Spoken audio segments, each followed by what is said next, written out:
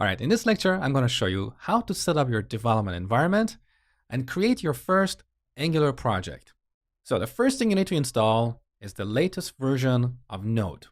In case you have never worked with Node before, it's basically a runtime environment for executing JavaScript code outside the browser.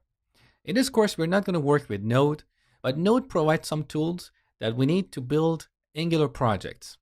So if you haven't installed Node, head over to nodejs.org. On this page, you can see the latest version of Node for your operating system. So here, the latest stable version is 6.11, and the latest version is version 8. Now, this latest version has more features, but it's not quite stable yet. So go ahead and install the latest stable version. When you do that, open up the terminal on Mac or Command Prompt on Windows and type node --version. So you can see on my machine, I'm running Node version 6.10. The minimum version required for building Angular applications is version 6.9. Once you have Node, then we're going to use a tool called Node Package Manager, or NPM, to install third-party libraries.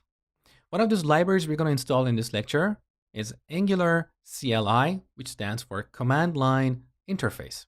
So it's a command line tool that we use to create a new Angular project or generate some boilerplate code, as well as create deployable packages. So once again, in the terminal, we run npm install -g, which stands for global, and finally the name of the package, which is @angular/CLI. If you don't put -g here, Angular CLI will be installed only in the current folder, and it's not going to be accessible anywhere else. Now, if you're on Mac, you need to put sudo at the beginning of this command to execute it as an administrator. All right, next we need to enter our password. And now this process is going to take a little while. All right, beautiful. We installed Angular CLI. Now to ensure that the installation was successful, we can type ng --version. So you can see I'm running Angular CLI version 1.1.0, and below that you can see the version of Node on my machine. Once again, it's 6.10.